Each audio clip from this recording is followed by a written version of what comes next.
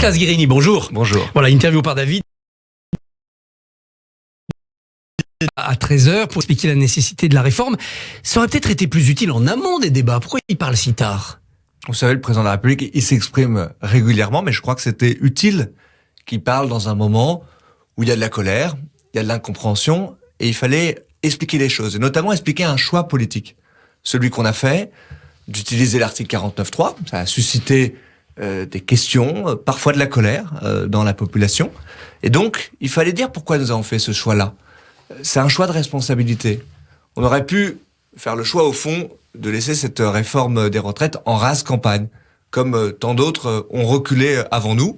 Mais ce choix de responsabilité, c'est un choix pour notre pays. Parce que si on ne fait pas des choix qui sont parfois difficiles, qui sont parfois impopulaires, disons-le maintenant, alors nous aurons des choix plus douloureux à faire dans quelques années. Et nous, on sait pourquoi on est là, pour réformer notre pays, pour sauvegarder notre régime de retraite, pour des raisons évidentes, des raisons que le président de la République a rappelées hier, des raisons de démographie. En effet, démographie, de compte, etc. Et c'était utile que d'expliquer ce choix et de donner des perspectives pour le pays, parce que il va falloir se parler avec les organisations syndicales, parler des sujets qui sont devant nous, se parler, et avancer. On va en dire un mot, mais les commentaires sont sévères ce matin. Pyromane, le grand tisonnier dit Libération, parce que justement, parler à la veille d'une journée de manifestation, c'est apparu comme une provocation. Mais vous savez, la première forme de respect, c'est la sincérité, c'est la transparence. Vous pouvez faire beaucoup de reproches au président de la République, jamais celui de ne pas dire ce qu'il pense, le fond de ses convictions. Et c'est ce qu'il a fait hier, en responsabilité, pour expliquer les choix qui ont été les nôtres, pour être aussi le garant des institutions. Je crois que c'est très important. Mais on doit aussi peut-être être un peu dans l'empathie avec le peuple quand on est président. Rappeler aussi ce qu'est l'ordre républicain, de ne pas tout confondre. Dans un moment où il y a beaucoup de confusion dans nos débats, nous respectons infiniment les manifestations, les organisations syndicales, la capacité d'encadrement aussi d'un mouvement de contestation qu'ils ont eu, et nous ne confondons pas tout avec ceux qui, dans la rue, cassent, brûlent, agressent. Alors, c'est utile que le président de la République, au fond, remette un cadre républicain et soit le garant des institutions. Qui sont les factions et les factieux ? C'est pas les syndicats, d'après ce que je comprends de ce que vous dites, c'est la France Insoumise. Et je crois que ça transparaissait de façon extrêmement claire dans ce que le président a dit. Il y a au fond les mobilisations le jour, elles sont légitimes, elles sont respectables, éminemment respectables. Il y en a une aujourd'hui. Elles sont organisées par les organisations syndicales et ils le font très bien depuis le début. Et puis, il y a des mouvements, principalement la nuit. Nous sommes maintenant à plus de 6 nuits d'incendies, d'attaques, d'agressions sur des forces de l'ordre. Je me suis rendu aux côtés de Gérald Darmanin. Il y a 400 policiers qui sont blessés, parfois extrêmement gravement, parce qu'ils ont en face d'eux des gens qui, au fond, ne sont pas là pour manifester sur les retraites, mais sont là pour casser et pour faire mal. Mais la France Insoumise dit ils sont arrêtés arbitrairement, on les met en garde à vue sans raison, d'ailleurs ils sont tous libérés. Que leur répondez-vous ? Je réponds que rarement je les entends soutenir nos forces de l'ordre, et même quasiment jamais. Et je crois qu'on devrait toujours commencer par là, parce qu'ils font un travail difficile, et qui est d'abord celui de protéger nos concitoyens, et de permettre aux uns et aux autres, y compris de manifester. Ils permettent de respecter le droit. Et donc moi j'aimerais entendre ces forces politiques qui passent leur temps à attiser la colère, à inciter verbalement. Encore hier, je voyais des positions que prenait un député de la France Insoumise qui appelait à venir chercher le président de la République, à lui faire manger sa retraite. Vous voyez, quand on commence par des formes de violence verbale aussi évidentes, eh bien, il ne faut pas s'étonner qu'ensuite, il y ait une continuité et une violence qui s'expriment sur le terrain. Parlez avec les syndicats, dites-vous. Laurent Berger est très fâché. Déni et mensonge, a-t-il dit hier, parce qu'il dit « Oui, nous avions un compromis possible, nous avons proposé des réformes des retraites. » Comment rabibocher le pouvoir et les syndicats ? En parlant des sujets qui sont sur la table pour les semaines et les mois qui viennent. Donc on enterre les retraites, on oublie, on passe à autre chose ? Je crois pas, je vais vous le dire. Et dont les syndicats veulent parler. La question du pouvoir d'achat, elle est essentielle. Je le dis en tant que ministre de la fonction publique. On doit faire face à une deuxième année à 6% d'inflation. Bien, quelles sont les réponses que nous apportons ? Relever le point d'indice, vont vous dire les syndicats. De ça. Ce sont des sujets pour lesquels on doit se retrouver, se remettre autour de la table de façon évidente. Parler de ce dont le président de la République a parlé hier dans son intervention, c'est-à-dire du déroulé des carrières, de la pénibilité, de l'usure. Vous savez, Christophe Barbier, dans la réforme des retraites, j'ai tenu à ce qu'on puisse prendre des mesures spécifiques pour les fonctionnaires, c'est ma responsabilité, qui sont toutes liées à l'aménagement soit du temps de travail, on a introduit la possibilité de se mettre à temps partiel dans la fin de sa carrière, soit de pouvoir changer de métier, on a rendu les choses beaucoup plus faciles là-dessus, soit de pouvoir mieux prévenir l'usure et la pénibilité.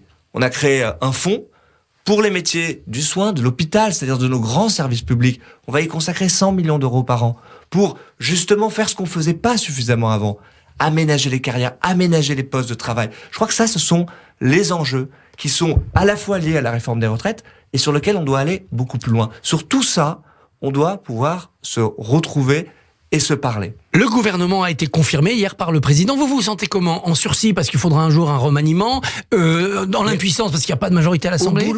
Au boulot, Christophe Barbier. Et on travaille comment quand on n'a pas de majorité ? Suffisamment de sujets qui sont devant nous, qui sont devant moi en tant que ministre de la fonction publique. Je voulais parler des parcours du travail dans l'administration. Il y a un sujet évidemment immense derrière la réforme des retraites, qui est celui des services publics, de ce que financent nos impôts. Et il faut agir tous les jours pour ça. Et c'est ce que je fais, c'est ce qu'on fait quand on réouvre, par exemple, 2600 maisons France Service. Ce sont des espaces dans lesquels nos concitoyens peuvent trouver des solutions. Quand on réinvestit à l'hôpital, pour l'école, pour mieux rémunérer nos professeurs, pour raccourcir les délais de la justice dans notre pays. Pas besoin de loi, pas besoin de majorité avec la droite ou la gauche pour ça ? Pas tant besoin de loi que cela pour avancer, pour trouver des solutions concrètes. Et ça sera important. Je crois que nos concitoyens, parfois, ont une forme de méfiance par rapport à ce qui se passe à l'Assemblée nationale, notamment sur les délais d'application de tout ça. On fait des lois, et puis 2 ans, 3 ans plus tard, on commence à voir des transformations dans sa vie quotidienne. Faut aller plus vite. Moi, je crois qu'il faut privilégier les sujets qui permettent de transformer le quotidien rapidement. Et c'est pour ça que je vous parle des services publics du quotidien. C'est pour ça qu'on travaille à améliorer ce qui ne marche pas bien, à pouvoir délivrer les papiers d'identité plus rapidement. Ça fait partie des attentes de nos concitoyens. Eh bien, je crois que ça peut paraître parfois anecdotique, trop quotidien pour faire les unes des journaux, pour faire l'actualité des chaînes d'infos en continu. Mais au final, c'est ça qui compte pour beaucoup de Français. Un service public du quotidien qui ne marche pas bien à Paris, c'est les poubelles. La maire de Paris a refusé la réquisition, elle est solidaire des grévistes. Est-ce qu'elle va le gagner, ce bras de fer avec l'État ?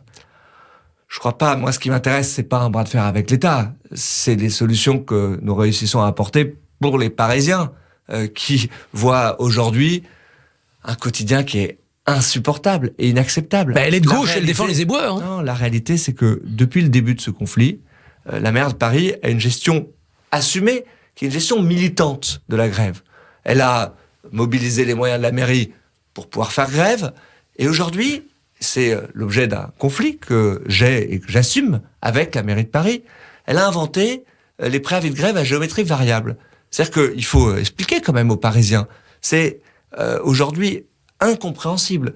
Vous êtes gréviste sur la réforme des retraites, alors vous n'aurez pas plus de 2 jours de retenue sur votre salaire tous les mois, y compris si vous faites grève 13, 14, 15 jours dans le mois. Vous faites grève sur un autre motif que la réforme des retraites, alors cette règle ne s'applique pas. Je pense que c'est inacceptable, incompréhensible pour les Parisiens.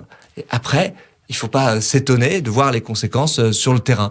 Donc je crois que la maire de Paris joue un double jeu. Elle mobilise des cellules de crise, mais en coulisses, elle organise les choses pour que la grève puisse se faire. Ça n'est pas compréhensible et ça n'est pas acceptable. La loi immigration sera coupée en 2. Est-ce qu'il s'agit de faire un texte régularisation voté avec la gauche et un texte expulsion voté avec la droite ?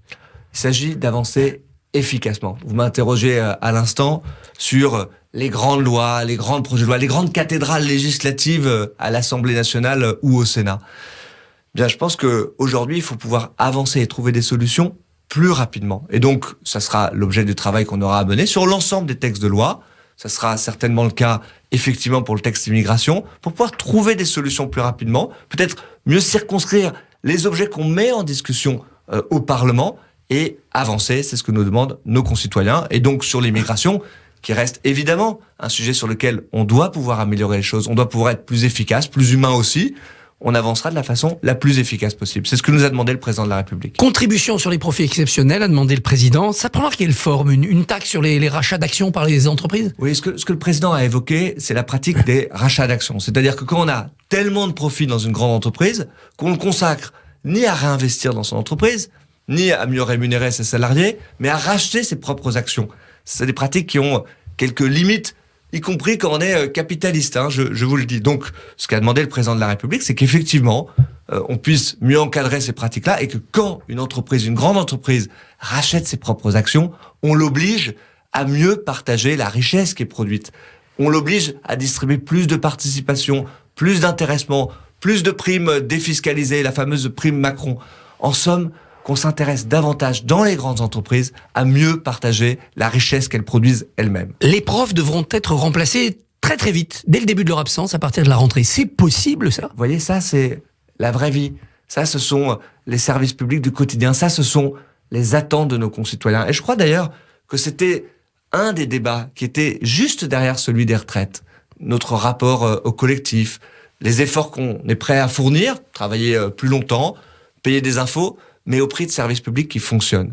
Et à l'école, une des questions du quotidien, c'est le nombre d'heures non remplacées. C'est le prof qui ne vient pas devant votre propre enfant pour assurer l'éducation du quotidien. Donc oui, c'est possible. Ça nécessite de mobiliser, de mieux organiser la vie dans les établissements scolaires. Ça nécessite de mieux rémunérer nos professeurs. Disons-le clairement. C'est exactement le chantier que nous Papendiaï pour pouvoir trouver des solutions du quotidien à l'école. En un mot, il n'y aura pas de pacte de gouvernance avec une autre formation politique, ça on oublie.